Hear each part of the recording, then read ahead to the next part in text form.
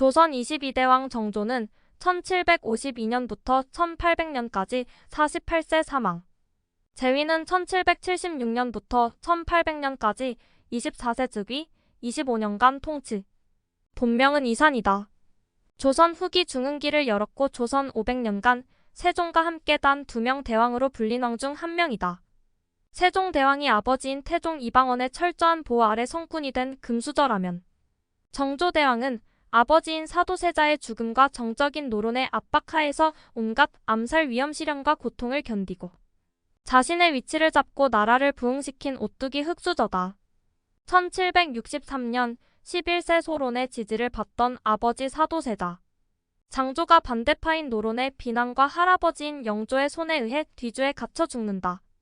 1774년 22세 문과 병과 대과에 급제한 홍국영이 동궁시강원 설서에 임명되자 이때부터 동궁인 정조와 홍국영이 가까워진다. 홍국영은 정조보다 4살이 많다. 1775년 23세 할아버지 영조를 대신해 대리청정을 한다. 1776년 24세 영조가 죽자 조선의 22대 왕으로 즉위한다. 왕으로 즉위한 정조가 전체 신하들 앞에서 한 첫말은 바로 나는 사도세자의 아들이다. 이 얼마나 멋지고 자기 정체성이 강한 말인가. 아버지인 사도세자를 죽인 노론의 강력한 수많은 대신들 앞에서 자신이 바로 그 사도세자의 아들임을 다시 한번 천명한 것이다. 자신감 넘치는 용기 있는 젊은 왕이다. 정권 초기 반대파인 노론의 압박과 자신의 친위 부대가 없던 정조는 2년 전 동궁 시절에 만나 친해진 홍국영에게 의지하게 된다. 집권하자마자 정조는 홍국영을 동부승지 청와대 비서관으로 임명하고 6개월 후에는 전격적으로 도승지 청와대 비서실장에 임명한다. 1777년 7월 25세 집권한 지 1년 만에 괴한이 경희궁에 침입한다. 정조는 창덕궁으로 이전하나 8월에 다시 괴한이 침입한다. 이는 외척인 홍상범, 홍계능, 홍수례 등의 반란이었는데 이를 도승지이며 수기 대장인 홍국영이 말끔히 진압하고 그들이 내세운 은전군을 자진하게 만든다. 홍국영은 도승지 수기 대장으로서 정사에 관여하고 인사권을 휘두르며 막강한 실권을 행사해 세도 정치의 시작을 알린다. 홍국영은 권력을 강화하는 과정에서 누이를 정조의 원빈으로 만드는 등 무리수를 두게 된다. 1780년 28세 정조는 도승지 수기대장 홍국영을 실각시키고 친정을 강화한다. 당시 32살인 홍국영은 정권 2인자의 자리에서 물러나 낙향해 강원도 강릉 횡성에서 무료하게 지내다가 1781년 33세의 젊은 나이에 죽는다. 정조는 탕평책을 시행해 소론과 남인인 정약용, 최재공, 안정복을 중용한다. 반대파인 노론 벽파의 당수이며 스승인 김종수와 영의정 심한지를 중용한다. 정조는 왕권을 강화하고 친위 부대인 장용령을 창설해 정예군으로 만든다. 병조 판서를 통해서 임금이 직접 장군 임명을 함으로써 군 인사권을 통제한다.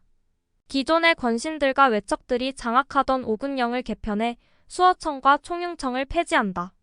조직 개편을 통해 군에 대한 임금의 통제권을 강화한다. 정조는 자신만의 충신을 키우려고 문신을 육성하는 규장각을 설치한다. 무예와 유학에 통달한 정조는 수원화성을 축성한다.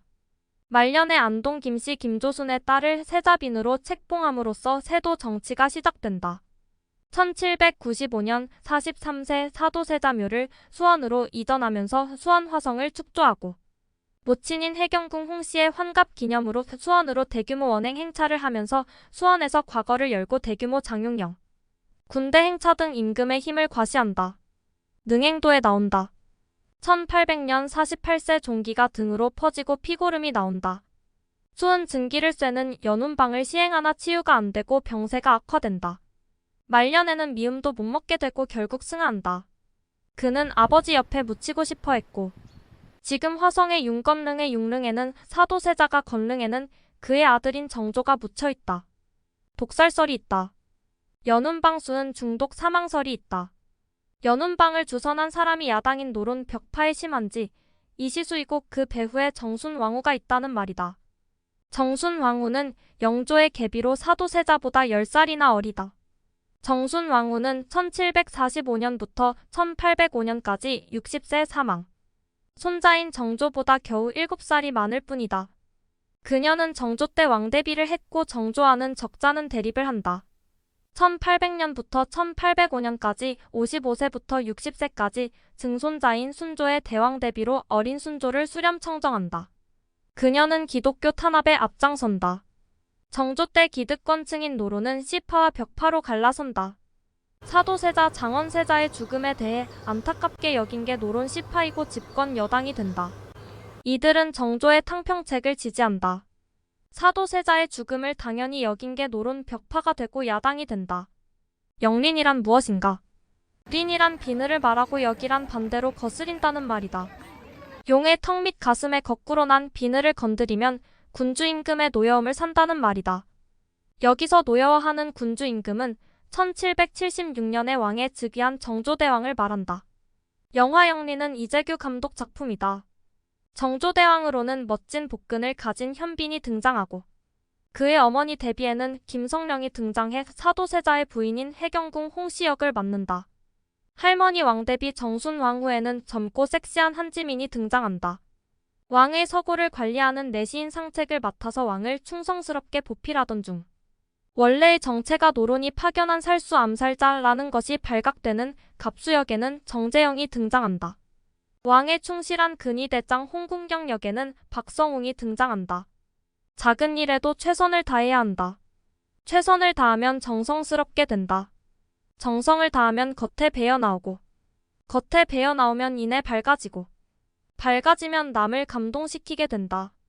남을 감동시키면 변하게 되고 변하면 생육된다. 살아남고 발전된다는 말.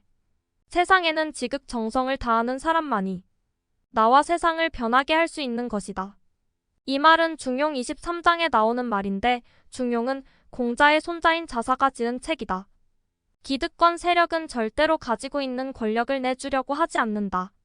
기득권층인 노론 사대부들과 왕대비 정순왕후에게 도전하기 위해서 정조는 수많은 세월을 참고 또 참는다.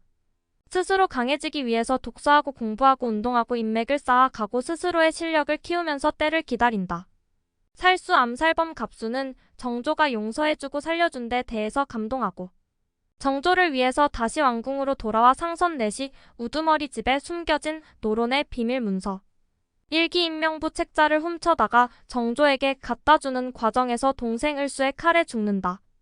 복수는 복수를 낳고 용서는 용서를 낳는다. 정조의 용서는 더 큰 충성으로 돌아오고 주변에 도와주는 사람들이 없으면 성공할 수 없다. 인생은 노력보다는 실력보다는 행운이 큰 작용을 하는 것 같다. 즉 운때가 맞아야 한다는 것이다. 하지만 그 운이란 것이 스스로 준비하고 자격이 있고 절실히 원하는 사람한테만 오는 것도 당연하다. 행운의 여신이 좋아하는 사람은 여유, 역량, 안목을 가진 사람이다. 진심으로 간절히 끊임없이 원하면 반드시 그리 된다.